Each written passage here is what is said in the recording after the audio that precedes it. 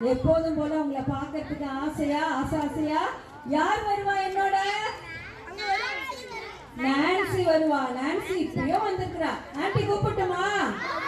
Nancy கூப்பிடலாமா? பெரியவங்க எல்லாம் ஓகேவா? ரெடியா இருக்கீங்களா? ஓகே.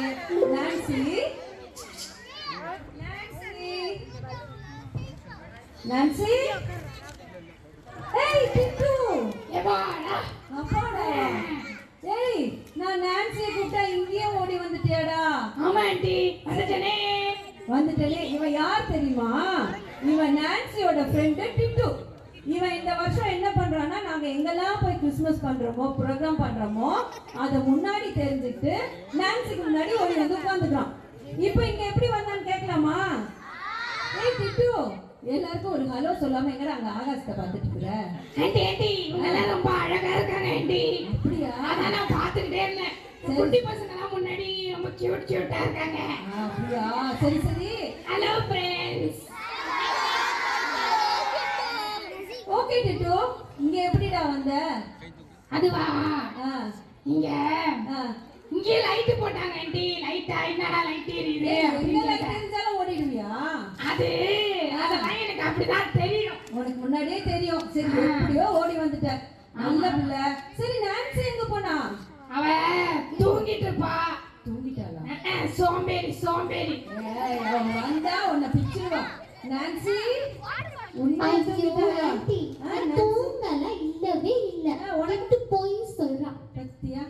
ஏய் ஏன்டா போய் சொன்ன? அப்ப வெளியில வா நான்சி, டைம் ஆச்சு. ஆன்ட்டி எனக்கு நல்ல கை தட்டினா தான் நான் வெளில வருவேன்.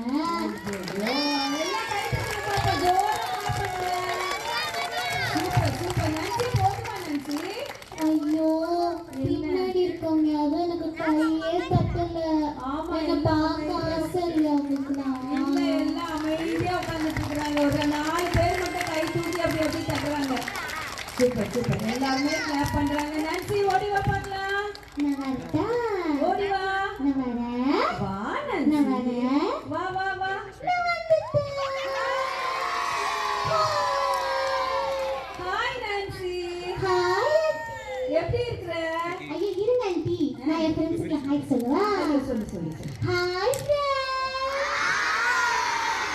Happy Christmas. ஐயோ பாத்தீங்களா என் ஃப்ரெண்ட்ஸ் எல்லாம்? ஆமா பாரு. பார்க்க ஜாலியா இருக்காங்க. ஆமா எல்லாரும் பாரு காலையில நாங்க பிரஷ் பண்ணோம்ன்ற மாதிரி எல்லாம் டூத் பேஸ்ட் மாதிரி உட்கார்ந்திருக்குது. இந்த ஃபர்ஸ்ட் ரோல ஒரு பையன் நானும் பார்த்து நிற்கும் பாருங்க. வாய்க்குள்ள போறது கூட தெரியாத பார்த்துட்டு இருக்கிறான். சரி நான்சி, சூப்பரா வந்துட்டீங்க. எங்கிருந்து வந்த இன்னைக்கு? நானா ஆப்பிரிக்கால அமெரிக்கா இருக்குல்ல, அங்க இருந்து நான் ட்ரெயின் பிடிச்சு ஓடி வந்துட்டேன். அப்படியா? என் ஃப்ரெண்ட்ஸ் எல்லாம் பார்க்க நான் ஓடி வந்துட்டேனா எனக்கு ஒரே டயர்டா இருக்கு. அச்சோ, நான்சி ஆப்பிரிக்கால இருக்கிற அமெரிக்கால இருந்து ட்ரெயின் பிடிச்சி ஓடி வந்துச்சான். நம்பிட்டேன் தானே? நம்பிட்டு நீ எப்படிடா வந்த? நான் வந்து ஸ்ட்ரைட்டா ஃளைட்ல இருந்து இறங்கிட்டேன். வானத்துல இருந்து ஒரே குதிதான். ஒரே குதி வந்துட்டியோ? அதான் மேல அந்த டென்ட் ஒரு பக்கம் வாங்கிச்சுன்னு நினைக்கிறேன். தோணுச்சு. அப்புறம் தான் இழுத்து கட்டினாங்க. வேற தானே அது? இல்ல ஆண்டி, நான் ரொம்ப நல்ல பிள்ளை ஆண்டி. என்னை எப்படிலாம் சொல்லாதீங்க. சரி ஓகே. அவன் தூரத்துல ஒரு தென்னை மரம் இருக்கு பாருங்களேன். ஆமா, அது மேலதான் அவன் ஃளைட் நிறுத்திட்டு வந்திருக்கான். அந்த தென்னை மரத்து மேல நிறுத்தினானா? சரி அதோ இருக்கு பாருங்க. நீ அமெரிக்கால இருந்து ட்ரெயின் பிடிச்சி குடுகுடுன்னு ஓடி வந்த. அவன் தென்னை மரத்துல நிறுத்திட்டு வந்துட்டான். நம்ம நம்பிட்டோம் தானே? நாங்களாம் நம்பிட்டோம். இப்போ நீங்க எங்களுக்காக என்ன பண்ண போறீங்க? நானு உங்களுக்குலாம் ஒரு ட்ரிக்ஸ் சொல்லி தர போறேன். அச்சோ, ஒரு ட்ரிக்ஸ் சொல்லி கொடுக்க போறா நான்சி? என்ன கேட்கலாமா? சீக்கிரம் டைம் ஆச்சு. நம்ம ஃப்ரெண்ட்ஸ் கிட்ட காலேஜ் பேசுவோம்ல, அதே மாதிரி நம்ம ஏஸ் பாட்டியும் காலேஜ் பேசலாம். அப்படியா? நீங்களா உங்களுக்கு நீங்களா பேசுவீங்களா? உங்க ஃப்ரெண்ட் கிட்ட ஃபோன் பண்ணி பேசுவீங்களா? அப்போ நான்சி இப்ப டைரக்டா ஏசப்பா கிட்ட பேசுறதுக்கு சொல்லி கொடுக்க போறலாம். கேட்கலாமா?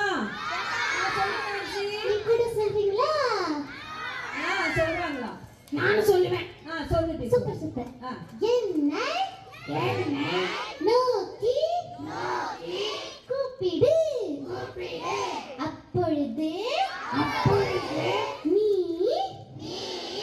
அறியாததும் அதும் உனக்கு உனக்கு எட்டாததுமான எட்டாததுமான பெரிய பெரிய காரியங்களை காரியங்களை உனக்கு உனக்கு அறிவிப்பேன். அறிவிப்பேன். எரேமியா எரேமியா 33 33 3. ஓகே நான்சி, இதுல பாதி பேர் சொன்னாங்க, பாதி பேர் ஒன்னையே ஆன்னு பார்த்துட்டு இருந்தாங்க உன் வாயை. ஆமாமா, ஆமா. நான் லிப்ஸ்டிக்லாம் போட்டு ஆ. அழகா வந்திருக்கேனா? ஆமா, இல்ல நீ சொல்லி அதான் கொடுத்த ஆசையா வசனத்தையும் பார்க்கறாங்க. அதே வசனத்தையும் கவனிச்சாங்க. என்ன நம்பர் சொன்னாங்க நான்சி? என்ன நம்பர் சொன்னா? எரேமியா 33:3. யாருக்கா அந்த வசனம் ஞாபகம் இருக்கா சொன்னது? இன்னும் ஒரே தடவை வேகமா சொல்லிடலாமா? சீக்கிரம் சீக்கிரம். என்னை நோக்கி கூப்பிடு. அப்பொழுது நீ அறியாததும் உனக்கு எட்டாததுமான பெரிய காரியங்களை உனக்கு அறிவிப்பேன். எரேமியா 33:3. எரேமியா 33:3. 333. அப்ப இயேசுவை நோக்கி நம்ம கூப்பிட்டா நமக்கு என்ன செய்வாராம்? நமக்கு தெரிஞ்சது தெரியாதது எல்லாத்தையும் நமக்கு அறிவிப்பாராம், நமக்கு செய்வாராம். இந்த நம்பரை போய் நம்ம போன்ல தேடினா கிடைக்குமா?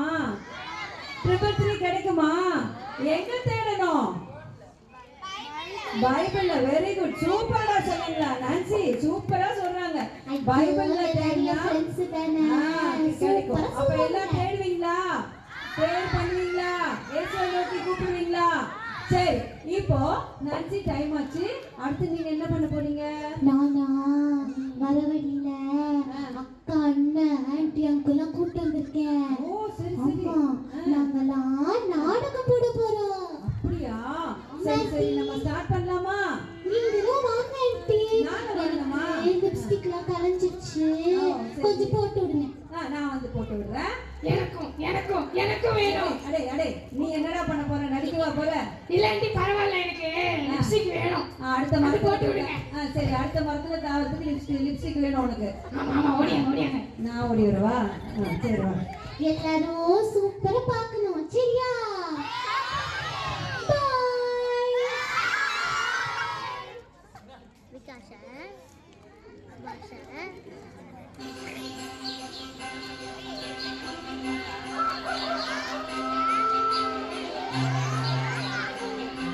காட்சி 1. ஏய் சுஜி, எழுந்து எவ்வளவு நேரம் ஆச்சு? ஒரு காப்பி தண்ணி எடுத்து கொடுக்குறியா? இந்த வரத்த பேர் வச்சுக்கலாம் பாரு உன் அப்பன். சுஜி பஜ்ஜின்னு. என் பொண்ணுக்கு நான் எம்மா அழகா வச்சுக்கிறேன் பேரு மங்களம்னு. பேருதான் மங்களம். வாய திறந்தா பக்கத்துல இருக்க மொத்த பேருக்கும் சஞ்சலம் தான். என்ன வசம் நின்னுக்கிற? இல்லத்த, அந்த டம்ளர் அப்படியே கொடுத்தீங்கன்னா எடுத்துட்டு போய் வச்சிருவேன். ஆமா ஆமா, அப்படியே கெல்லி டம்ளர் பாப்பா கொடுத்துட்டாரு பாரு. அதை என்கிட்ட வாங்கிட்டு தான் போவனி. டம்ளர் கொடுத்துட்டாரு பாரு. எல்லாம் எவர்ஸ் வகை வகையா இத்தனை டம்ளருங்க. இந்தா குடி. பவுனு போட்டார் பாரு. பவுனு உங்க அப்பா வெறும் 100 பவுனு. Car BMW. வெறும் 8 பேர் தான் உட்காந்து போக முடியுது. ஒரு 10-15 பேர் உட்காந்து போனா தானே என் பொண்ணு ஒரு குடும்பம்லாம் உட்காந்து போவோம். அதுக்கு லாரியை தான் வாங்கி தரணும். சரி, காலையில என்ன டிஃபன் செஞ்சுக்கிற? இனிக்காத்த பூரி செஞ்சிருக்கத்த. போன வாரம் சப்பாத்தி செய்யணும்னு ஒண்ணு செஞ்சு கடிச்சு என் வாயில இருக்கிற பல்லெல்லாம் கொட்டிடுச்சு. டாக்டர் கிட்ட போய் பல் செட்டை போட்டு வந்துக்கிறேன். இன்னைக்கு பூரிய கடிச்சு இந்த பொண்ணும் கொட்ட போது போல. என்னடாடி உனக்கு உங்க அம்மா வீட்டுல சொல்லி கொடுத்தாங்க? ஒரு சமைக்க கூட தெரியல. உனக்கு என்ன? பரவாயில்ல, நான் செய்ய முடியாதத அந்த பூரியாச்சும் செய்தேன். டேய், அங்க என்னடி முன்னாடி நின்னுக்கிற? எவ்வளவு நேரம் ஆகுது? ஒரு சுகர் எனக்கு சர்ன்னு சுத்துது. சீக்கிரம் எடுத்து தாடி. ஒரு வயசானவங்களுக்கு காலகாலத்துல டிஃபன் எடுத்து தரலாம் பாரு. இப்பதானே அத்தை ஏஞ்சி காஃபி எல்லாம் குடிச்சீங்க. நான் எடுத்துட்டு வந்துடுறேன். ஏய், என்ன பார்த்து இப்பதான் எழுதுன்னு சொல்ற? நீ எல்லாம் என்னடி ஒரு மருமக? நானா மருமகளா இருக்கும் பொழுது இருட்டோட எழுந்து என் மாமனாரு, மாமியாரு, நாத்தனாரு, மச்சனை, என் வீட்டுக்காரு எல்லாருக்கும் காலை டிஃபனு, என் 4 பிள்ளைங்களுக்கு காலை டிஃபனு, மதிய சாப்பாடு எல்லாத்தையும் கட்டி கொடுத்து எம்மா வேலை செய்வேன். உனக்கு என்ன வேலை இருக்குது? காலையில அவனுக்கு ஒரு 4 இட்லி, எனக்கு ஒரு 2 இட்லி சுட்டு போட்டுட்டு எதையாவது உன கிளறி வச்சுட்டு கிளம்பிடுற பேக மாட்டிக்கிற வேலைக்கு. அதோடு நைட்டு வர உனக்கு என்ன குழந்தையா குட்டியா? நீ ஜாலியா சுத்தி கிடக்குற. உனக்கு பின்னாடி கல்யாணம் ஆச்சு அந்த எதிர்விட்டு பொண்ணு. எம்மாவா ஒரு சிங்க குட்டியை பெத்து வச்சுக்கிட்டு தெரியுமா? என் பொண்ணு கல்யாணம் 10 மாசத்துல ஒரு குழந்தை பெத்துச்சு. உனக்கு எவ்வளவு வாய்டி? அதுக்குதான் இப்படி இருக்கிற. எல்லாம் ஆண்டவன் அவனுக்கு தானே வச்சுக்கிறான். இப்படியெல்லாம் சொல்றீங்க. சொல்லுடி, மேலே சொல்லுவேன். என் எதிர்க்கு நிக்காத, ஓடி போயிடு. என் புள்ள இருக்கிற அளவுக்கு அவனுக்கு இருக்கிற அந்தஸ்துக்கு லைனா பொண்ணுங்க வந்துச்சுங்க. அதுங்களெல்லாம் வந்துட்டு இந்த பொண்ணுதான் பார்க்க அம்சமா இருக்கிறா, குடும்பத்துக்கு ஏத்த மகராசின்னு உன்னை கட்டி வச்சா இருப்பாரு எங்க வீட்டுக்காரு. அவரை சொல்லணும்டி, அவரை சொல்லணும். அந்த லைன்ல நின்ன எந்த பொண்ணையாவது கட்டி வச்சிருந்தா இன்னைக்கு நானும் எத்தனை பிள்ளைங்களை பெத்து போட்டுருக்கோம். வந்து வாட்சா பாரு என் வீட்டுக்கு மருமக. ஆன் பண்ணலையா? காட்சி 2. சுஜி, என்ன ஆபீஸ் கிளம்பலையா? லேட் ஆகுது, இன்னும் உட்காந்துருக்க? ஏய், என்ன அழுதுட்டா இருக்க? இல்லங்க, இந்த கிளம்புற ஆபீஸ்க்கு. என்ன வழக்கம் போல எங்க அம்மா சொல்லிட்டாங்களா? அவங்க சொல்றதுலயும் ஒரு நியாயம் இருக்கு.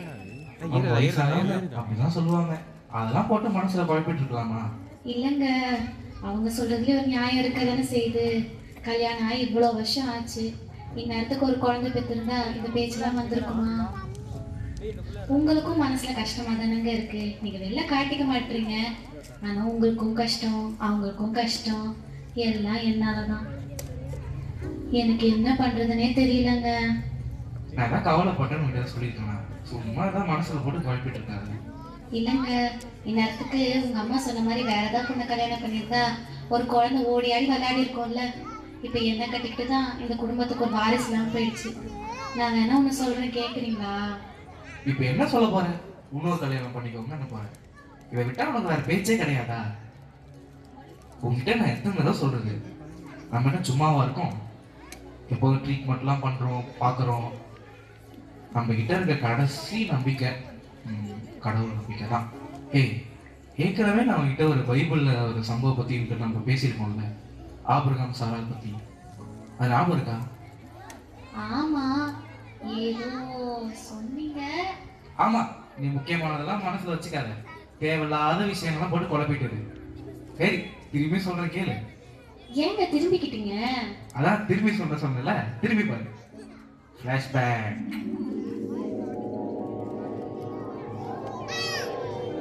காட்சி 3. நாம இப்போ பைபிள்ல ஆபிரகாம் அப்படின்ற ஒரு மனுஷன் வாழ்க்கையில நடந்த காரியத்தை தான் இப்போ பார்க்க போறோம். இந்த ஆபிரகாம் யாருன்னா, கடவுளுடைய வார்த்தைக்கு கீழ்ப்படிஞ்சு அந்த வார்த்தையை நம்பி விசுவாசிச்ச ஒரு அற்புதமான மனுஷன். அவருக்கு விசுவாசத்தின் தந்தையினே ஒரு பேர் உண்டு. அவருடைய வாழ்க்கையில என்ன நடந்ததுன்னா இப்போ பார்க்க போறோம். ஆபிரகாமே, நீ உன் தேசத்தையும் உன் இனத்தையும் உன் தகப்பனுடைய வீட்டையும் விட்டு புறப்பட்டு நான் உனக்கு காண்பிக்கும் தேசத்துக்கு போ. நான் உன்னை பெரிய ஜாதியாக்கி உன்னை ஆசீர்வதித்து உன் பெயரை பெருமைப்படுத்துவேன். நீ ஆசீர்வாதமாய் இருப்பாய். இந்த வார்த்தையை கர்த்தர் வெளிப்படுத்தினதுக்கு அப்புறம் 24 வருடங்களுக்கு பிறகு மறுபடியும் கர்த்தருடைய வார்த்தையை ஆபிரகாம் கேட்கிறார். நான் சர்வ வல்லமை உள்ள தேவன். நீ எனக்கு முன்பாக நடந்து கொண்டு உத்தமனாயிரு. நான் உனக்கும் எனக்கும் நடுவாக என் உடன்படிக்கையை ஏற்படுத்தி உன்னை மிகவும் திரளாய் பெருக பண்ணுவேன். மறுபடியும் கர்த்தருடைய வார்த்தை ஆபிரகாமுக்கு வெளிப்பட்டது. உன் மனைவியாகிய சாராள் இங்கே அதோ கூடாரத்தில் இருக்கிறார். ஒரு உற்பவ காலகட்டத்தில் நிச்சயமாய் உன்னிடத்தில் திரும்பி வருவேன். அப்பொழுது உன் மனைவியாகிய சாராளுக்கு ஒரு குமாரன் இருப்பான். நான் கிழவியும் என் கணவர் முதிர் வயதுள்ளவருமா இருக்கும் பொழுது எங்களுக்கு எப்படி பிள்ளை பிறக்கும்? ஆபிரகாமே, சாராள் நகைத்து, நான் கேள்வியாய் இருக்க பிள்ளை பெறுவது மெய்யோ என்று சொல்வானே. என்னால் ஆகாத காரியம் உண்டோ? உற்பவ காலகட்டத்தில் உன்னிடத்தில் திரும்ப வருவேன். அப்பொழுது சாராளுக்கு ஒரு குமாரன் இருப்பான். ஐயோ, நான் சிரிக்கலையே. இல்லை, நீ நகைத்தாய். கர்த்தர் தான் சொன்னபடியே சாராளுக்கு செய்தார்.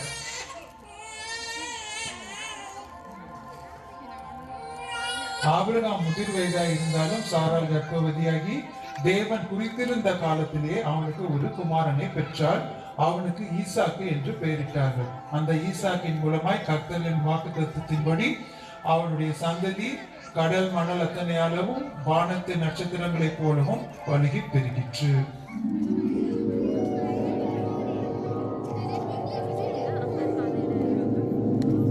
அப்பா, எங்க நீங்க சொன்னதை கேட்கும்போது அப்படியே கண்ணால நேர்ல பார்த்த மாதிரியே இருக்கு. நமக்கும் இப்படி ஒரு பெரிய அதிசயம் நடக்குமாங்க? உங்களுக்கு கூட ஞாபகம் இருக்கா, ஒருத்தவங்க நம்மளுக்கு ப்ரேயர் பண்ணும்போது உங்களுக்கு கண்டிப்பா குழந்தை பிறக்கும்னு சொன்னாங்களே? இதான் நான் இவ்வளவு நாளா சொல்லியிருந்தேன், மண்டையில உரைக்கவே இல்லை. இப்பவாது புரிஞ்சுட்டியே. ஏங்க, காலம் தாமதிக்கும் போது யாருக்காவது சந்தேகம் வரதானே செய்யும், மனம் சொந்து தானே போகும். என்ன இப்படி சொல்ற நீ? ஆபிரகாம் பார்த்தல்ல, எவ்வளவு வருஷம் காத்திருந்தாரு தேவனுடைய வார்த்தையை நம்பி. அவரோட வாழ்க்கையில அற்புதம் நடக்கல? அப்ப அவங்க பிரேயர்ல சொன்ன மாதிரி நமக்கும் நடக்கும் இல்ல? கண்டிப்பா நடக்கும். நம்மளும் நிறைய மீட்டிங் போறோம், இயேசுவை பத்தி நிறைய வார்த்தைகள் கேட்கிறோம். அவர் நல்லவர், வல்லவர், அதிசயம் செய்வாரு, அவரால் கூடாத காரியம் ஒன்றும் இல்லை. இதெல்லாம் கேட்கும் போது அந்த நேரத்துல நம்ம சந்தோஷப்படுறோம்.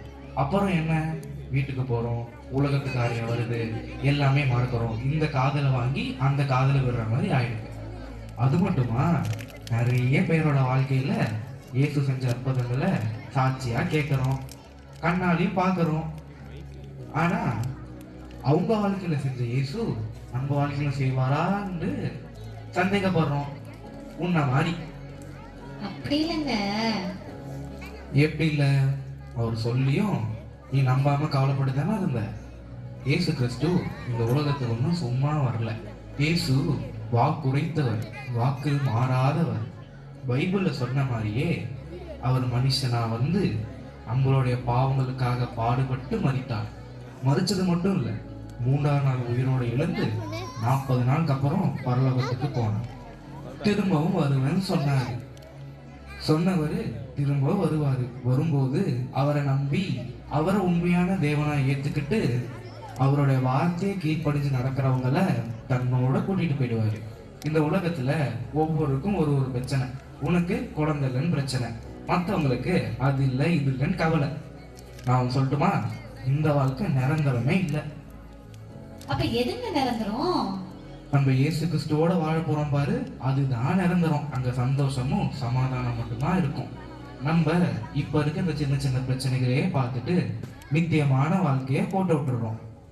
இனிமேலாவது நான் சொன்னதை புரிஞ்சு நடந்துக்க. இது வரைக்கும் இயேசு கிறிஸ்து சொன்னதெல்லாம் செஞ்சுட்டாரு. அப்ப நமக்கு கண்டிப்பா செய்வாருங்க. அப்பா, இந்த நம்பிக்கை உனக்கு வந்துச்சு. இதுக்காக தான் இவ்வளோ நேரம் மூச்சு விடாம இந்த ஃபிளாஷ்பேக்லாம் சொன்னேன்.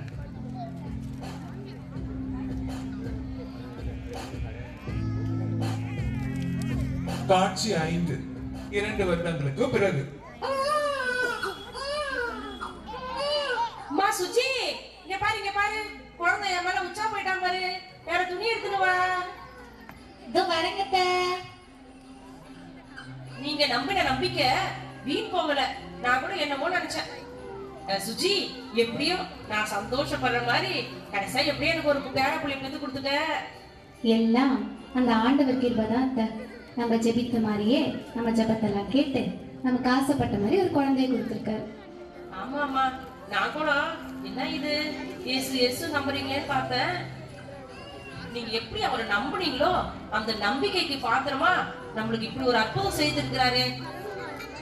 இயேசு வாக்கு மாறாதவர், சொன்னதை செய்யறவர்ன்றத நான் இப்ப நல்லா புரிஞ்சுக்கிட்டேன்.